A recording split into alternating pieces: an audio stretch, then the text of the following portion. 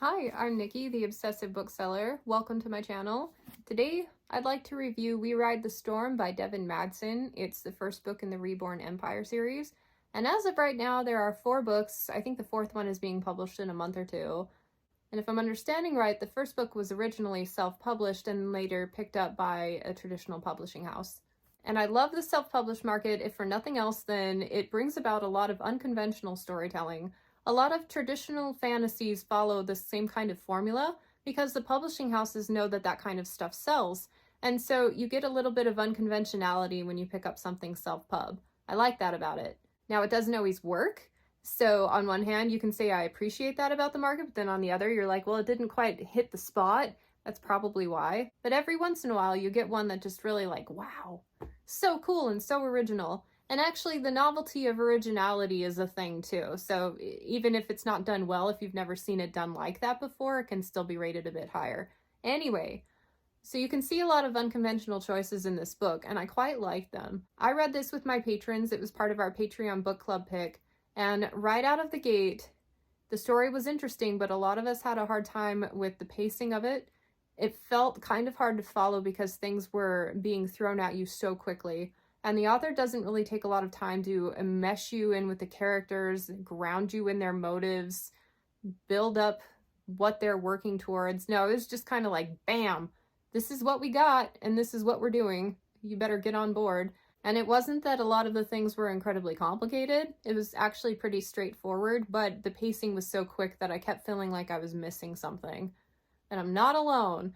Usually it's an attention thing with me when I feel like that, but in this case, we all had a little bit of trouble with that. So just know that if you dive in, you're going to be hit with a lot of information right up front, and just go with it.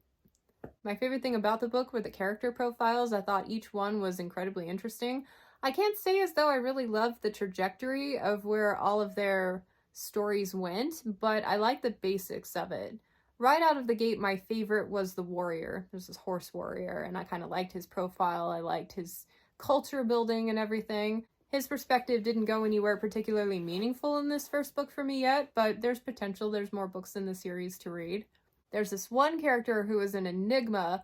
There's some really weird stuff happening with her, and even through the first book, we don't really get a lot of insight into what's going on, and I like that. I like that there's something I want to keep reading to find out more about. Overall, I would call this just kind of like a snack fantasy read, like very fun, engaging, a lot of cool stuff going on. I didn't really leave it feeling a lot of substance from the story, even though I think the author tried to get you there. We'll see how the next books go because I'm definitely continuing. It's one that's just a lot of fun. There are certain fantasy series where you don't pick them up expecting it to be like the most profound thing you've ever read, like in Abercrombie. Here, it's just, a bit of a nice jaunt into this world. And the author does have a lot of framework here for it to go somewhere pretty epic. So we shall see. Hopefully I'll be continuing on within the next month or 2. So I think I'm coming in at a 3 out of 5 stars. I liked it. I thought it was a decent read, but it's not among my favorite shelf. Let's talk about other books you might like. The first one I want to suggest is one that I actually didn't like, but I see a lot of comparable elements in it, and I know a lot of other people really did like this story. It's called City of Lies by Sam Hawke. I just couldn't get into it, but I've seen nothing but positive reviews for this book. It's also called the Poison Wars series, and there wasn't like any poisoning happening in the story. That I kind of wanted that to be the focus. So it could just be it was a good story, but I was disappointed because it wasn't what I wanted. Anyway, that one was also fast-paced, very thin politicking, but good enough to keep you interested in a fun story.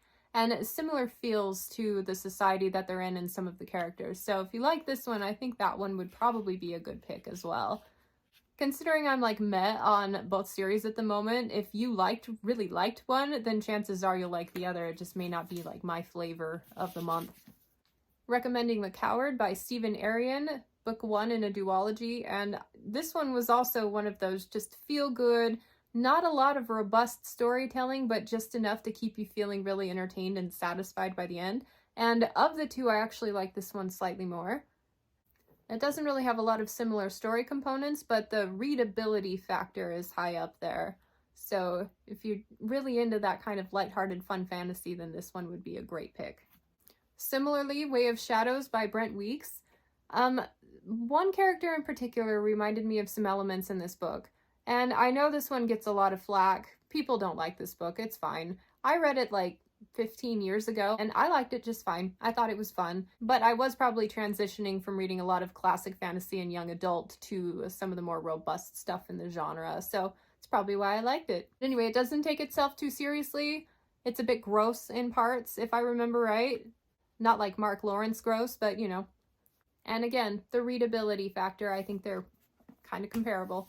Blood of an Exile by Brian Naslund. The dynamics in that book and the dynamics in this one are similar in the sense of like the amount of time we spend with each type of character in each situation. This one has a little bit more adventure quality to it, and I thought the characters were more developed and it kind of had an overall cooler story. And don't let the covers fool you, these are actually a lot better than they look.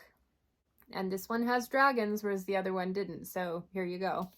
And then finally, Dragon's Path by Daniel Abraham. What I picked up from We Ride the Storm is like a bunch of different types of POVs. So you've got the warrior, you've got like the, I don't know what to call her, the assassin perspective, if you will, and then the political one. All of that is present in here, only Daniel Abraham is on a league of his own. Now, this first book, I struggled with pacing a bit, but the series as a whole gets better and better as it keeps going. So if you can make it through the first book, you should be good to go. But yeah, if you liked all of the components in the first book, but thought they weren't really developed to your satisfaction, like me, then this one might fit the bill of that craving a little bit better. And that's it for today, short and sweet. I want to take a minute to thank my patrons. Thank you so much for supporting my content, and thanks everyone for watching. I hope to catch you next time. Bye.